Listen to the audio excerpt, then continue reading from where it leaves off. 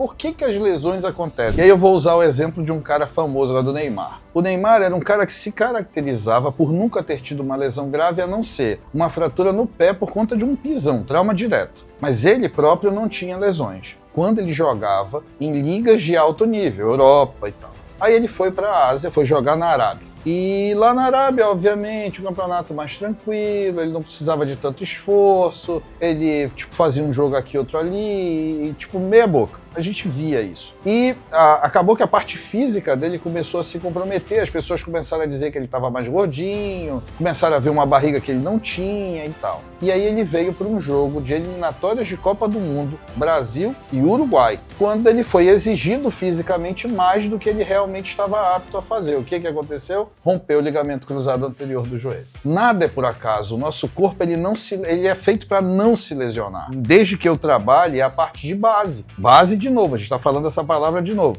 Coordenação e equilíbrio, abdômen, paravertebral, glúteo, quadríceps e panturrilha. São esses 5 grupamentos. Se tiveres eles fortalecidos desde muito jovem, você nunca vai ter problemas graves. E isso eu já provei como médico de time de futebol. Existe um programa que chama FIFA 11 Plus, 11 mais. Que tá lá no site da FIFA, quem quiser ver, é fácil de ver. E a gente pegou o Nacional, que era o time do qual eu era médico em 2012, e durante 2 anos a gente aplicou todas aquelas técnicas que estão lá de graça, que são exercícios de aquecimento e alongamento feitos antes dos treinos com bola, para que você previna lesões. Ali existe um comitê científico que é mundial, que estabelece isso. E a gente pegou isso e começou a fazer. Você só precisa de uma bola e de alguns cones para fazer isso acontecer. Não tem gasto. Ou seja, o propósito é esse, é divulgar para que todos os clubes, inclusive os mais pobres, possam fazer. E a gente teve 2 anos sem nenhuma lesão grave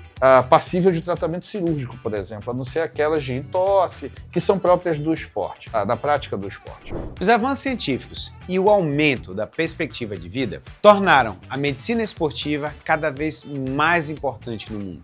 Essa área da medicina tem mostrado um crescimento significativo e abrange a prevenção, tratamento e acompanhamento de lesões, que estão relacionadas à prática esportiva, além de promover saúde através do exercício. Se você quer ter mais qualidade de vida, se liga nessa conversa com um especialista no assunto. Dr. Rafael Benaliel, que é especialista em ortopedia e traumatologia, subespecialista em medicina do esporte, patologias do joelho, além da medicina integrativa. Ele criou um protocolo de rejuvenescimento físico, mental e social, com ênfase na idade tardia. E possui presença ativa na TV, rádio e redes sociais. No Hospital Checkup, você pode ter seu atendimento na palma da mão. Então é só você pegar seu celular, você pode marcar a sua consulta e os seus exames. Além do atendimento humanizado de toda a equipe quando você chegar no hospital. Se você está pensando em fazer uma viagem internacional, Graco Viagens é a melhor opção. Você conversa com ele para saber se toda a documentação para você entrar no país, se você precisa de algo a mais. Então, sabe aquelas coisas pequenas que você fica preocupado e pode atrapalhar as suas férias? Graco Viagens, melhor opção.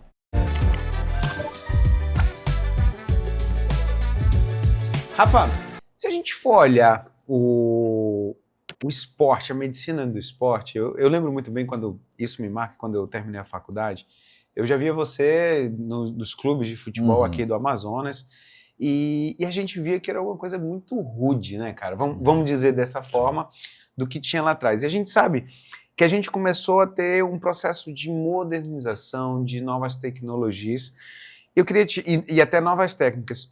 Eu queria te perguntar, onde é que teve exatamente essa quebra, essa evolução do que era o médico do esporte que ficava só ali com uma sacolinha do lado fora do campo, para essa medicina do esporte que a gente vê hoje? Na verdade, a gente vive num país em que essas tecnologias ou esses conhecimentos chegam 30 anos depois, né, do que num país desenvolvido.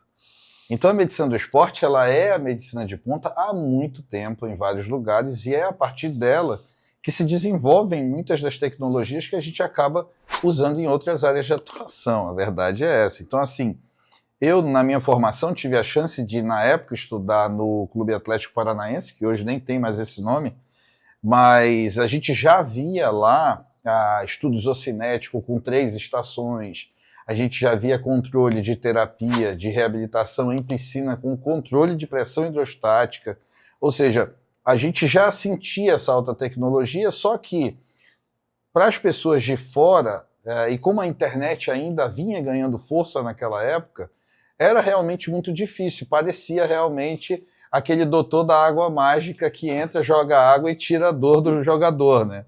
Na verdade, existe muita coisa ao redor da medicina esportiva. Tu tens uma filha atleta, você sabe bem como isso funciona. E aí a chance que a internet trouxe foi de mostrar melhor esse bastidor.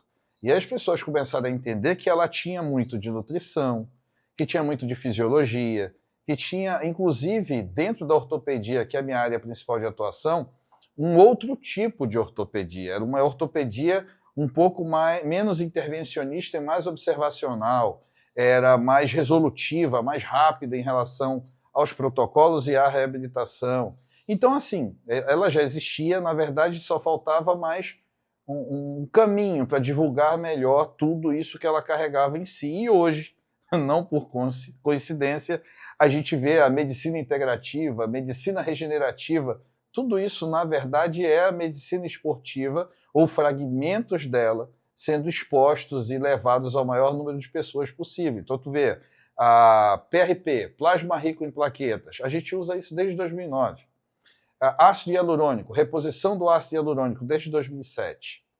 Percebe que faz muito tempo, bota aí 20 anos. E parece novidade para alguns agora, entendeu? Para você ver quanta gente já estava, porque imagina, isso era o que a gente fazia num atleta de alto rendimento, um cara que você quer extrair dele o máximo de desempenho.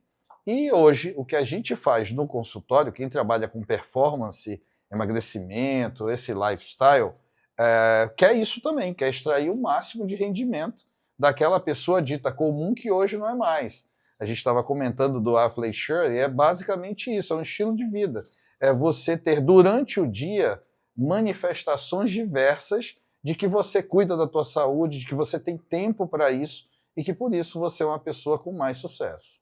Tem outra coisa que eu prestei atenção e aí eu vou trazer. Você falou da minha filha, a Juju faz ginástica artística. Ano passado, nas férias, ela pediu para ela treinar dentro do Clube Pinheiros em São Paulo.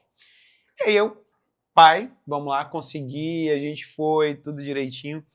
E o que eu observei lá? Eu vejo que o treino em si era de 2 às 6 da tarde, 4 horas, é o tempo que ela faz treino aqui, mas eu não vi essa diferença no treino. Mas aí eu conversando com os professores, com os atletas, o que eu fui observar? Eles de manhã chegam, têm uma alimentação que já é deles, eles fazem fisioterapia, musculação, tem um médico do esporte, tem psicólogo. Então, assim, o que eu entendi, e aí eu quero que você me traga muito isso, é que, assim, a grande diferença não é o treino. A grande diferença é que eles já fazem coisas que evitam, então, assim, se eu como bem, balanceado, se eu faço musculação, se eu faço fisioterapia, eu tenho uma menor chance de ter lesão. E se tiver lesão, a reabilitação dele. Então, assim, você acha que o caminho da medicina do esporte, ele aumentou, ele melhorou muito mais porque eles começaram a se preocupar antes e depois? Na verdade, a gente vive essa medicina 4.0 hoje, né? Que é uma medicina menos intervencionista e mais observacional, usa menos medicamentos e mais suplementos. Olha só, suplementos. Percebe que a gente vai fazer referências que quase sempre são encaixadas na vida de um atleta profissional. Na verdade, a medicina esportiva ela tenta extrair daquela determinada pessoa o máximo de rendimento, nesse caso especificamente para o esporte, mas quando tu transporta isso para a medicina convencional, você quer extrair o máximo de rendimento de vida, né, de qualidade de vida, não só para si, mas para todos aqueles com quem você convive. E isso tem muito de nutrição, isso tem muito de prevenção, através dos alimentos. Então, assim, hoje, quando eu recebo um paciente de 88 anos no meu consultório, a última coisa que me interessa é a idade dele. O que me interessa é reorganizar a parte nutricional, e aí entra muito do que você falou, do que você viu sua filha passando, que é uma reeducação alimentar. Ela tem que saber a hora certa de se alimentar, quais os alimentos corretos para consumir naquele momento do dia, pensando que o treino é às 5 da tarde, por exemplo. Então ela precisa ter um café diferente, ela precisa almoçar diferente, ela precisa ter um lanche no meio, para juntar as reservas energéticas necessárias para poder extrair o máximo rendimento durante a prática do treinamento.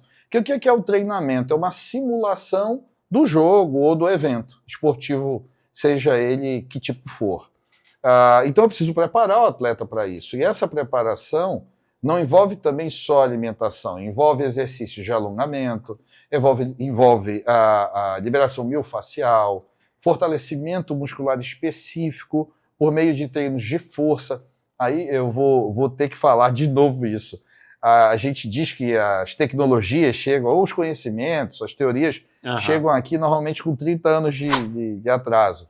A gente acabou de ver agora, o presidente Donald Trump, nos Estados Unidos, assinou um termo, uma ordem presidencial, determinando que todas as escolas voltem, as escolas, ensino básico e médio, voltem a aplicar um treinamento de educação física que eles chamam de treinamento presidencial. O que é isso? É o que a gente conhece como treinamento de base. Levantamento de peso, famoso lifting, ou powerlifting, dependendo do nome que você quiser dar, os agachamentos, exercícios de cadeia cinética fechada, ou seja, agachamento, leg press e tal. Para que isso?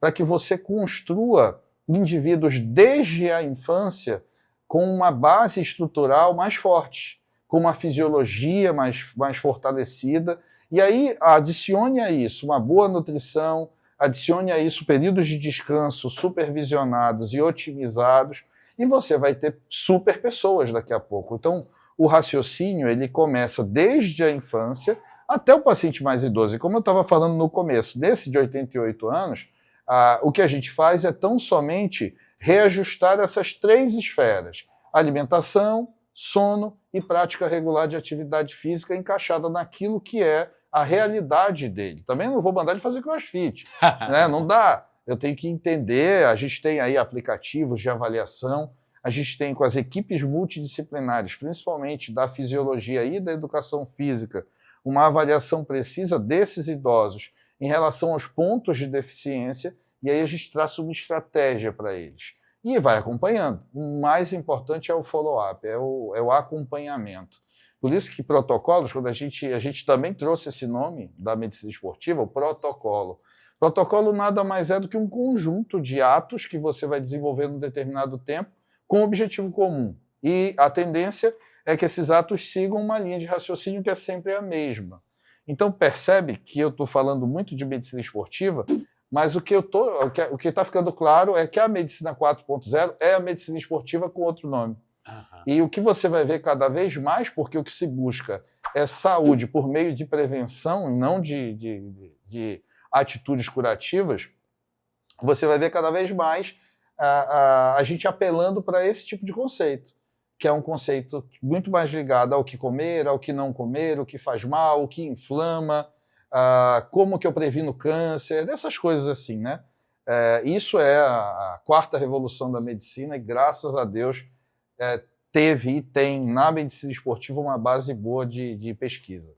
Uma outra coisa que eu observo, Rafa, é sobre a história da alimentação, quando você falou específico, porque as pessoas elas acham só que é o café da manhã, o almoço, jantar, e esquecem muito, e quando a gente vai falar sobre medicina esportiva, tirando muito do profissional, vamos entrar para o pessoal do dia a dia, a galera que faz a corrida, a galera que faz crossfit, a galera que faz musculação. Existe um cuidado muito grande que a gente tem que ter antes de você fazer o seu exercício, na hora que você está fazendo o exercício, e o pós também. Então, assim, o que a gente aprendeu muito fez exercício, come mais proteína, carboidrato é o combustível, é isso? Não. Eu vou te dar um exemplo agora. A gente teve um atleta brasileiro, me fugiu o nome dele agora, me desculpa, mas ele acabou de fazer uma ultramaratona. Na verdade, não foi uma ultramaratona, foi uma prova de triatlon daquele tipo super prova. E ele fez os 3 dias de prova em jejum. Aí todo mundo ficou, como assim? Como é que esse cara conseguiu 3 dias de atividade física em jejum? E aí ele explicou. Ele disse, olha, nos últimos 4 meses, os últimos 3, eu usei a dieta cetogênica. Então a primeira coisa que eu fiz foi tirar o carbo completamente da minha dieta. fui educando o meu corpo a não precisar do carbo, porque assim, eu vou dizer uma coisa aqui para todo mundo entender, o açúcar ele é absolutamente dispensável para o ser humano. Ele não serve para nada para nós. O açúcar, esse refinado, pozinho, estou falando do carboidrato, que também vira açúcar, mas eu estou falando desse açúcar refinado industrializado. Mas o que ele fez foi tirar a dependência dos carboidratos do corpo primeiro, e depois ele fez um plano específico de uma alimentação restrita de jejum intermitente, em que ele foi aumentando o tempo de jejum até chegar ao dia da prova. Era um desafio, era uma forma de provar que ele não precisava repor sal, que ele não precisava repor carboidratos, e que ele conseguia chegar até o final. E ele conseguiu, cara, chegar até o final. Eu não sei, eu gravei isso, é até um tema para eu debater depois, mas é uma prova, eu nem o conhecia, na verdade, assim, foi uma surpresa ver que era um brasileiro, mas chamou a atenção da comunidade científica mundial. Foi um desafio mesmo, o cara provar que ele conseguia. Então, essa ideia de que o carboidrato é tão importante, com o passar dos anos, vai cada vez cair mais. Por quê? Porque a gente sabe que a melhor fonte de energia qual é? É a gordura, não é o açúcar, o carbo no caso. Então, se eu faço a cetogênica, por exemplo, como a gente tem hoje milhares de pessoas fazendo cetogênica, e na área do Mediterrâneo ela já é uma realidade há séculos, né? Então, vamos imaginar que tirou o carbo e fez só proteína e gordura, tu vai ter todo o substrato de sustentação, que é a proteína, e a gordura como fonte de combustível, né, de energia, e tirando a energia da gordura, vou te trazer um dado que é interessantíssimo. Quando a gente fortalece os músculos dos membros inferiores, por exemplo, que tem uma concentração maior de organelas, no caso as mitocôndrias, a gente consome mais a gordura como fonte de combustível, né? E desse metabolismo, o produto final é um fator neurotrófico que estimula a regeneração de tecido nervoso central. Então, quando eu fortaleço minhas pernas, eu estou indiretamente diminuindo o risco de ter Alzheimer, Parkinson, demência senil. Talvez por isso explique da gente ter atletas de 90 e 100 anos que podem não ter aquele corpo pleno mas que gozam de uma integridade mental absurda, né? Uma lucidez até. Uma lucidez até muito maior do que muitos jovens por aí. E isso talvez explique isso para a gente também.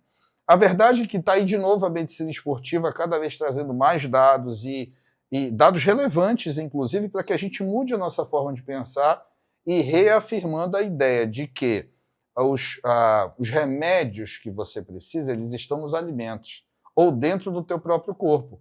Basta apenas você usar as valências do jeito certo para que você consiga tudo isso sem tomar uma pílula sequer. Olha só, quando a gente vai falar sobre esporte especificamente, uma vez eu li muito sobre isso, a idade é onde a criança precisa começar um esporte coletivo, onde você tem realmente ter essa ligação com outras pessoas, tem uma idade boa para você também fazer o esporte individual, que aí vai ser um outro jogo. Uma vez eu ouvi da minha filha, eu achei muito interessante, porque ela falou assim, pai, eu acho tão difícil esportes coletivos, porque a prima dela faz vôlei. Eu falei, por quê? Porque o meu esporte depende de mim. Então eu vou e treino. E se eu estiver bem, eu vou bem. E se eu estiver mal, eu vou mal. Mas eu não vou correr a chance de eu estar bem e alguém estar mal e a gente perder. Então, assim, como é que você vê, se a gente for pensar inicialmente ali a criança ali, pré-adolescente, o que você fala para as pessoas, os pais, que hoje em dia a gente vê, às vezes, deixando muito de lado o esporte, por onde começar, o que fazer, onde você tem um desenvolvimento até neuromotor muito interessante para essa faixa etária?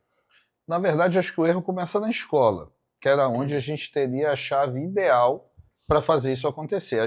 Eu, Rafael, sou de uma época em que a gente tinha jogos estudantis, e a gente tinha competições internas na escola, de turma contra turma. Então o estímulo era total para que você não só estudasse, mas também se mantivesse fazendo uma atividade física. Eu não fazia uma, eu fazia 3. Eu nadava pela Caco Nadadores, eu competia pelo futsal do Idanelso, que era a minha escola, e ainda gostava de academia, desde muito jovem. Quem me introduziu nesse meio foi o meu pai. Quando eu tinha 12 anos, o meu pai chegou e disse assim, cara, tu tá muito magrelo, tu tá muito assim, Vamos começar. Meu pai, olha só, que com conceitos da cabeça dele, me induziu, e aí desde os 12 anos eu tenho na musculação, que quando o Trump pede às escolas que façam os exercícios ditos de base, levantamento, agachamento e tudo aquilo, é isso, é você dando essa musculatura profunda que a gente chama, a core, todo mundo conhece como core, você treinando a core desde muito cedo. Imagina a tua filha treinando isso desde os 6, 7 anos, o potencial atlético que ela teria desenvolvido, por exemplo, agora, né, teria sido mais fácil, algumas manobras seriam mais fáceis de fazer, a resistência dela seria outra para fazer lá o que ela tem que fazer, e tudo isso começa muito cedo. Só que, por algum motivo, alguém disse aqui que quando você colocava crianças para fazer exercícios de força, com carga, você fazia com que as físicas de crescimento parassem de crescer. E aí os pais começaram a dizer, não vou mais fazer, não pode levantar peso, tem que ser futebolzinho, corrida, essas besteirinhas, entendeu? Acabou que a gente conseguiu reverter isso agora e a gente vê cada vez mais crianças nas academias, isso é muito bom, mas não só nas academias, muitas vezes se dividindo entre judô, entre basquete, entre vôlei, natação. Existe muito a mudar, as escolas passaram a não fazer esse incentivo, e ao contrário do que fazem países sérios como Estados Unidos e tudo, e até por isso eu acho que a gente padece tanto em Jogos Olímpicos, né, Paralímpicos, em que a gente não tem essa representatividade, mesmo sendo um país continental que poderia ter, mas a gente também não está tão ruim assim. A gente tem uma tendência a se menosprezar, mas não, o Brasil vai bem, mas podia ser muito melhor. Você sabe uma coisa que eu vi, Rafa, só te cortando um pouco, que eu achei super interessante. Quantos bons nadadores a gente tem, mas muito ligado aos pediatras antigamente, a criança que tinha asma, qualquer problema respiratório, cara, qual era a primeira coisa que fazia? Cara, vai nadar, vai nadar. E isso daí fez a gente ganhar até uma juventude muito boa, que começa, e ali é uma porta, porque a gente tá falando natação, mas, cara, que nem você, eu era moleque, eu na Vila Militar fazia natação, fiz judô, futebol, né? Futebol de salão, então assim, você era introduzido a um meio de um esporte, e como são coisas coletivas, tudo que abria, teus amigos, vamos lá, vamos jogar bola, agora vamos pro judô, vamos pra natação, e você tem esse trabalho todo. E eu concordo com você, essa história do que fez muito mal, do mesmo jeito que o pediatra ajudou a natação, essa história do fechamento de física. O meu filho agora, ano passado, com 13 anos, ele começou a fazer musculação. E a primeira coisa, minha esposa médica, a primeira coisa, não, o menino vai ficar baixo. Eu falei, cara, primeiro que o menino tá gigante. Aí é que ele vai produzir hormônio de crescimento. E aí, e o que eu vi era que, assim, talvez se eu tivesse lá atrás, moleque, eu cresci em Recife, praia, surf, essas coisas todas, mas a gente não tinha o hábito da musculação. Como eu vejo que aqui em Manaus tem, o Rio de Janeiro o pessoal tem muito. Então, assim, e é o trabalho muscular que ele joga junto realmente com o esporte. Mas tem uma coisa, cara, que toda vez me bate na cabeça, que eu sempre fico assim, e é interessante trazer você para perguntar. Existe uma preocupação muito grande, e aí vamos abrir um parênteses. Aquela história que o pessoal fala eu tenho um histórico de atleta. Toda vez a gente vê muito as pessoas saindo, a gente quando entrou na faculdade, cara, sem tempo, sem nada, pelo menos eu não dava conta de fazer nada além do estudo, a volta para o esporte. Então, o cara ali que é adulto jovem está voltando, às vezes porque está obeso, ou agora tem mais tempo. O medo que se tem realmente de articulação e tudo. Cara, a gente precisa ter esse medo todo mesmo, Rafa? É exatamente aquilo que a gente estava falando antes, do treino de base. Por isso que chama treino de base. Por que a preocupação dos Estados Unidos em fazer as crianças começarem isso mais cedo? Quanto mais controle tu tiver sobre a musculatura de coordenação e equilíbrio, que é a core, menos risco de lesão você vai ter. Por que as lesões acontecem? E aí eu vou usar o exemplo de um cara famoso lá do Neymar. O Neymar era um cara que se caracterizava por nunca ter tido uma lesão grave, a não ser uma fratura no pé por conta de um pisão, trauma direto. Mas ele próprio não tinha lesões. Quando ele jogava em ligas de alto nível, Europa e tal. Aí ele foi para a Ásia, foi jogar na Ásia não, ele foi jogar na Arábia. E lá na Arábia, obviamente, o campeonato mais tranquilo, ele não precisava de tanto esforço, ele tipo, fazia um jogo aqui, outro ali, e tipo, meia boca. A gente via isso. E acabou que a parte física dele começou a se comprometer, as pessoas começaram a dizer que ele estava mais gordinho, começaram a ver uma barriga que ele não tinha e tal. E aí ele veio para um jogo de eliminatórias de Copa do Mundo, Brasil e Uruguai, daquele jeito que é o Brasil e Uruguai. Quando ele foi exigido fisicamente mais do que ele realmente estava apto a fazer. O que aconteceu? Rompeu o ligamento cruzado anterior do joelho. Nada é por acaso. O nosso corpo ele é feito para não se lesionar. Desde que eu cuide muito bem dele e desde que eu trabalhe a parte de base.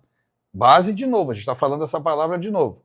Coordenação e equilíbrio, abdômen, paravertebral, glúteo, quadríceps e panturrilha. São esses 5 grupamentos. Se tiveres eles fortalecidos desde muito jovem, você nunca vai ter problemas graves. E isso eu já provei como médico de time de futebol. Existe um programa que chama FIFA 11 Plus, 11+, que está lá no site da FIFA, quem quiser ver, é fácil de ver.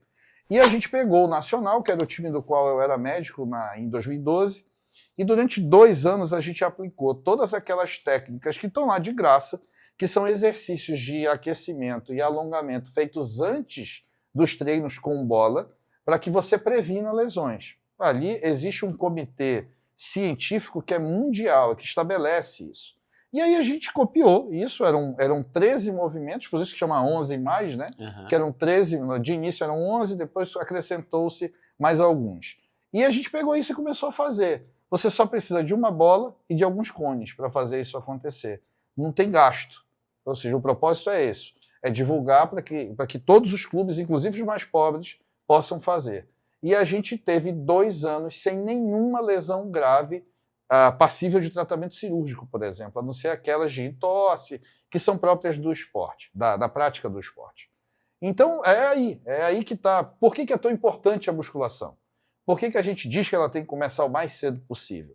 E não é crossfit, é musculação. Uhum. Existe uma briga muito grande entre isso. O crossfit é uma modalidade esportiva de carga que simula e combina movimentos. Isso tudo é um esporte. Por isso que mas por que o cara tem que andar de cabeça para baixo? É do esporte, é um movimento que foi criado dentro daquela. Eu tive a oportunidade de entrevistar 2 atletas de crossfit, um mais antigo e um mais jovem, no podcast, e aí eu entendi mais sobre isso. São particularidades do esporte, sabe assim, não tem muita explicação. Uhum. Inventou-se aquilo para aumentar o nível de dificuldade. Mas não é musculação, tem um propósito. Eu vou lá para treinar peito, treinar costas, fortalecer quadríceps, base, e tudo aí vai, né? Então, para tudo na vida, e a gente hoje costuma dizer o seguinte, lê do engano daquele que acha que vai passar a vida inteira sem precisar de treinos de força. Porque esse vai ser aquele que até na hora de ir ao banheiro vai precisar de ajuda de alguém.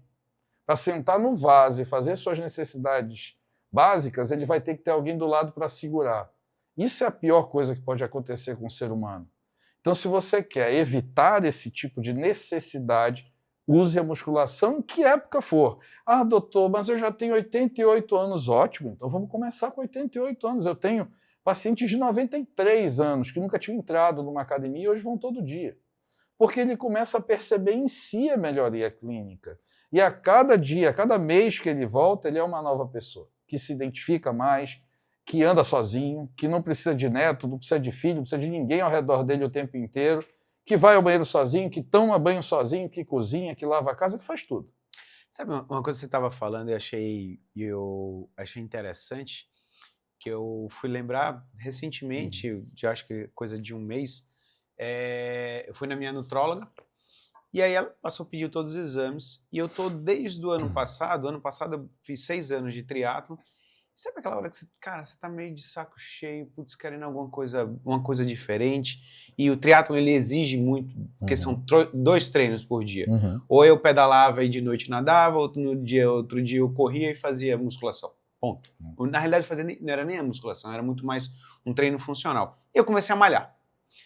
Quando eu faço os exames, que ela vai olhar, ela fala assim, olha, com 1 ano e meio de musculação, os meus exames hoje, eles estão melhores do que na época que eu fui fazer os meus meio aeróbicos que eu fiz, porque ela falava assim, Jefferson, músculo é vida. Músculo é vida. Insulina lá embaixo, glicose lá embaixo, colesterol lá embaixo. E eu comecei a ver de uma forma que a gente que gosta, eu gosto de esporte ao ar livre, nadar no rio, nadar no mar, isso é maravilhoso. Mas você começa a observar que, cara, é diferente. Fazer a musculação, você tem um reforço muscular, até para a hora que eu vou pedalar, você tem mais força no pedal. É isso então aí. A coisa vai. Mas tem uma coisinha que eu ainda queria trazer para ti. A gente falou de um mundo que a gente está brigando para a molecada, o Trump está brigando para a molecada começar a fazer esporte. Existe a galera o atleta que está ali fazendo, a gente que faz por saúde. Mas hoje em dia a gente também observa uma turminha do overtraining. Uma turminha que está fazendo mais treino do que devia, tendo lesões e não se dando conta de que, cara, existe um limite, não é isso? Overtraining é algo aceitável. O que não é aceitável é a vigorexia. Eu acho que quando a gente fala sobre a diferença, boa. Essa a gente precisa se preocupar com a vigorexia. Vigorexia é aquele cara que quer ser magro. Então ele emagrece, mas ele acha que ele sempre pode ficar um pouco mais magro, por exemplo. Ou mais forte. Ou ele se vê no espelho e diz assim, não, mas eu quero mais massa muscular. A gente tem um exemplo agora do Nick Walker, que é um atleta de fisiculturismo, vai competir daqui a 7 semanas no Mr. Olympia, e o cara tá de um jeito assim que ninguém nunca viu, tá todo mundo se assustando com o cara. Que é uma coisa absurda, chamam ele de mutante, pra você ter ideia. As veias da perna do cara são da grossura de um braço quase, um negócio absurdo.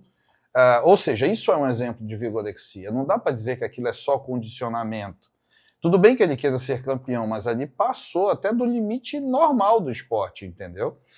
O overtraining, ele é adaptável, porque assim, é inevitável que em alguns momentos da preparação, você num dia em que você guardou mais reserva, dormiu melhor, e você está ali naquela cheio de adrenalina e tal, você vai puxar um pouco mais e vai pagar um preço por isso. A gente que dá musculação, que hoje é o esporte que eu escolhi, a gente padece disso de vez em quando. De você, por exemplo, faz um treino de cadeia fechada, de agachamento, e aí você acaba fazendo 160 repetições, porque você está num dia bom, você está executando bem, a tua resistência está legal, vamos mais uma, vamos mais uma, vamos mais. Nessa mais uma, você passa 2 dias sem andar depois direito, entendeu? Isso é overtraining. Isso pode acontecer com qualquer um. Com qualquer um. Depende muito de variáveis que não são tão fáceis de perceber. Mas a vigorexia não. Isso é uma doença, é um problema. Então, todas as vezes que você tiver, quem trabalha com emagrecimento e performance, vê isso toda hora. E isso não é só para o esporte, isso às vezes é para a estética também, né? Aquele cara que já mudou o nariz, já mudou o olho, ele está com o olho lá em cima, outro aqui, por aí vai. Ou seja, é preciso ter limite. E ambos precisam de limites, mas o overtraining é algo que exige, inclusive, que você tenha controlado por algum especialista, no caso um treinador ou algo assim, que vai evitar que ele aconteça. Tu vai ver com a tua filha, vai ter dia que ela vai dizer assim, eu consigo mais um, meu treinador vai dizer, não, tá bom, por hoje tá bom. Nossa, mas mas tá legal, hoje já acabou. E ela vai sair bem chateada, porque ela queria fazer mais, mas não pode. Ele é o cara que controla, mas se dependesse dela, ela faria, para ter certeza. Turma, se você gostou desse podcast, por favor, você encaminha para os seus amigos, sabe aquele amigo que está precisando, primeiro, entrar no esporte, ou até pelas dicas aqui que o Rafa falou, aquele que precisa entender que você tem que complementar. Não é só fazer o esporte, não é só fazer a musculação, você precisa, sim, de uma alimentação, um acompanhamento. O médico do esporte, ele está aí, não é para ele tratar, a última coisa que ele quer é ter que tratar alguma coisa, ele quer fazer com que você não chegue a ter lesão. Então, olha só, um grande abraço e mande o Jeff Podcast para todos os seus amigos que gostam de esporte. Até mais!